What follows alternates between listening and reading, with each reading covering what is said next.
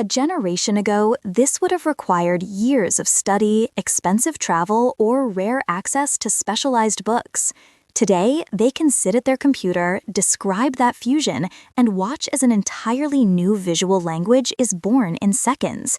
This isn't science fiction. This is the reality of AI art, and it's doing more than just creating pretty pictures. It's fundamentally rewiring the very circuits of cultural exchange. For centuries, the flow of artistic ideas has been like a river, powerful but often slow, constrained by geography, politics, and access. A new style might take decades to cross an ocean, but AI has turned that river into a global, instantaneous ocean of data. It acts as a universal translator, not for words, for aesthetics, for motifs, for the very soul of a culture's visual identity. At its core, AI art is created through generative models, complex algorithms trained on unimaginably vast datasets of existing images and text. These models, like Midjourney, Stable Diffusion, or DALL-E, don't just copy and paste. They learn the underlying patterns, the relationships between colors, shapes, and concepts. They learn what makes a Rembrandt look like a Rembrandt and what makes a Tang Dynasty scroll painting feel serene. The revolutionary part is what happens next.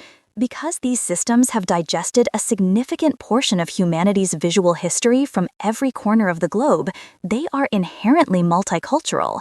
They don't see borders, they see patterns.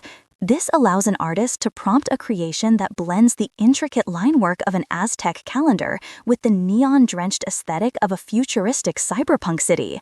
The result is something that is neither purely Aztec nor purely cyberpunk, but an entirely new hybrid, a visual conversation between two disparate worlds that would have been almost impossible to conceive of previously. This accessibility is a paradigm shift. It democratizes inspiration. An art student in Mumbai can now seamlessly experiment with the techniques of the Dutch masters. A graphic designer in Lagos can draw upon the visual traditions of First Nations peoples in Canada. This isn't just about imitation, it's about integration and reinterpretation. The AI becomes a collaborator, a muse that has studied everything, everywhere, all at once. It presents novel combinations that can spark genuine human creativity, pushing artists to see their own cultural heritage through a new lens or to find surprising harmony with traditions they've never encountered. Consider a project where an AI is trained exclusively on the history of Celtic knotwork and Maori tattoo art. The resulting generative tool could produce an endless stream of new patterns that honor the principles of both traditions while creating a unique visual fusion. This process can introduce global audiences to artistic styles they might never have otherwise seen. A niche, regional art form can suddenly find itself remixed into a viral AI art trend, its motifs and color palettes reaching millions and sparking a newfound interest in its origins.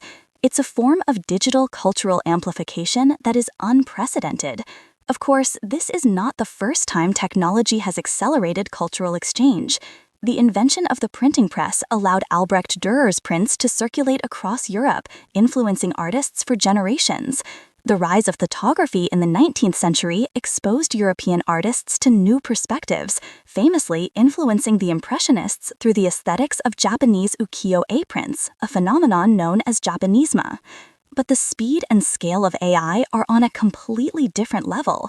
It's not just one culture influencing another over the course of years. It's a constant, real-time, multi-directional explosion of stylistic fusion. The AI acts as a catalyst, a sandbox for global creativity, where geographical and historical boundaries become fluid. It allows us to ask questions like, what would a sculpture look like if it were co-designed by an ancient Roman architect and a Zaha Hadid from the future, and then actually see the answer? This initial stage of AI art is already showing us that the technology is more than a tool. It is a bridge, a melting pot, and a mirror reflecting a new, deeply interconnected global identity. The implications are staggering, and we are only just beginning to witness the first ripples of this creative tsunami. The old maps of the art world are being redrawn, not with ink, but with algorithms. So how exactly does this digital alchemy work?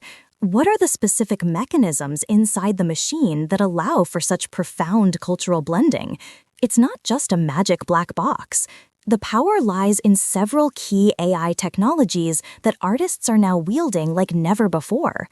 One of the earliest and most intuitive examples is style transfer. Imagine you have a photograph of a bustling modern-day market in Marrakesh. Now, imagine you have a painting by Vincent van Gogh, like The Starry Night. A style transfer algorithm can essentially lift the stylistic essence of the Van Gogh painting, the thick, swirling brushstrokes, the vibrant, emotional color palette, and apply it directly onto the structure of your photograph. The people, the stalls, the architecture of the market are all still there, but they are re-rendered as if Van Gogh himself had painted the scene. This allows an artist to see their own world through the eyes of another time and another culture, creating a direct visual dialogue between their lived reality and a piece of artistic heritage. Taking this a step further, we have generative adversarial networks, or GANs. Think of a GAN as two AIs in a creative competition. One, the generator, tries to create an image based on a prompt, say a traditional Chinese landscape painting. The other, the discriminator, has been trained on thousands of real Chinese landscape paintings, and its job is to call out the generator's work as fake. The generator then adjusts its approach and tries again, and again, millions of times. Through this adversarial process, it becomes incredibly adept at creating new, original images that are convincingly in the style it was trained on. Now, what happens when you train again on multiple styles at once? What if you feed it a dataset of both minimalist Scandinavian design and ornate Indian wedding attire? The network is forced to find the common ground, the abstract principles that connect these seemingly disparate aesthetics. It might generate furniture with the clean lines of Nordic design, but adorned with the complex, vibrant patterns of a sari, creating a hybrid object of incredible beauty that feels both familiar and entirely new. However, this incredible power to bridge creative gaps comes with a profound responsibility and a minefield of ethical challenges. The most significant of these is the danger of cultural appropriation. When an artist from a dominant culture uses an AI to pull motifs from marginalized or indigenous cultures, where is the line between appreciation and exploitation? The AI itself has no understanding of context, of the sacredness of a particular symbol, or the history of oppression that might be tied to a certain art form. It simply sees patterns. This can lead to the creation of art that is superficially beautiful, but is stripped of its original meaning, trivializing deep-rooted traditions. A sacred geometric pattern from an Amazonian tribe, when remixed into a trendy digital abstract, becomes mere decoration. This raises the question of authenticity. If an AI generates a piece in the style of a specific cultural tradition, who gets the credit? Is the human prompter the artist, even if they have no deep knowledge of that culture? Or is the art itself a kind of hollow echo, a technically proficient but soulless imitation? Furthermore, the very datasets these AIs are trained on are not neutral. They are a reflection of what we, as a global society, have chosen to digitize and upload to the internet. This often means that art from Western cultures is massively overrepresented, while art from less digitally documented regions is underrepresented. This data bias can create a feedback loop where the AI becomes much better at generating variations of Western art, inadvertently reinforcing a kind of digital colonialism and marginalizing non-Western aesthetics even further. Platforms and artists are actively grappling with these issues. Some are creating specialized models trained on ethically sourced, specific cultural datasets with the permission and collaboration of community elders. Others are focusing on using AI to reinterpret their cultural heritage, using it as a tool for introspection rather than appropriation. The debate is fierce and necessary.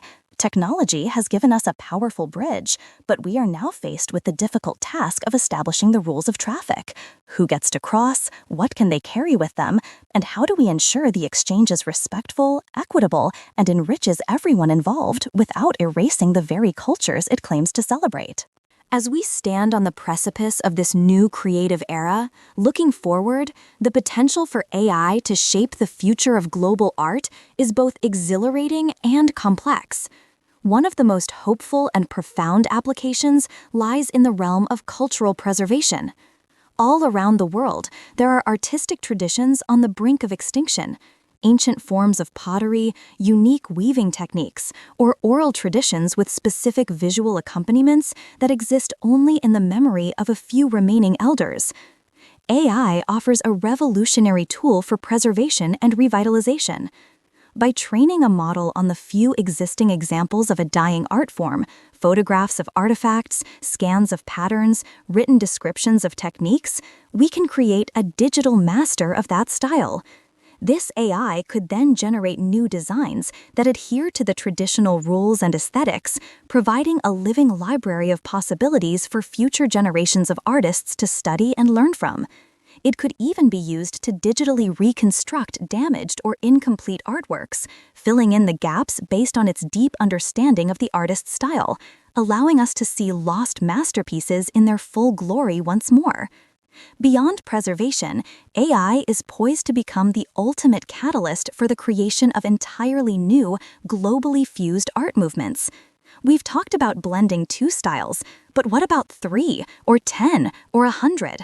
We may soon see the rise of algorithmic syncretism, where artists act more like creative directors, guiding AIs to synthesize vast, disparate cultural inputs into a coherent whole.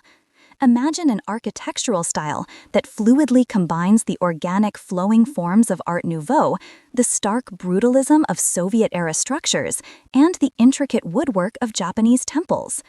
Or a genre of music and visual art that merges the rhythmic patterns of West African drumming with the mathematical precision of Islamic geometry and the chaotic energy of digital glitch art.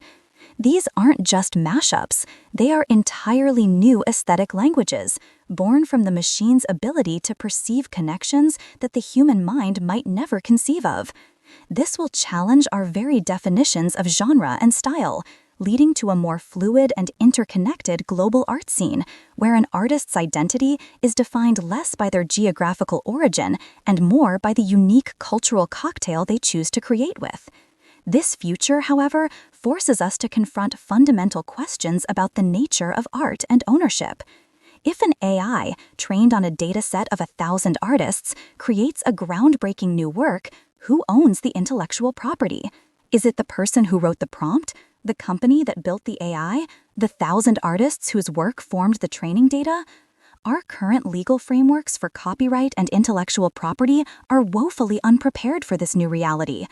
The very concept of a singular author begins to dissolve, replaced by a more complex web of human-machine collaboration and distributed influence. This will necessitate a complete rethinking of how we value and compensate creative labor in the digital age.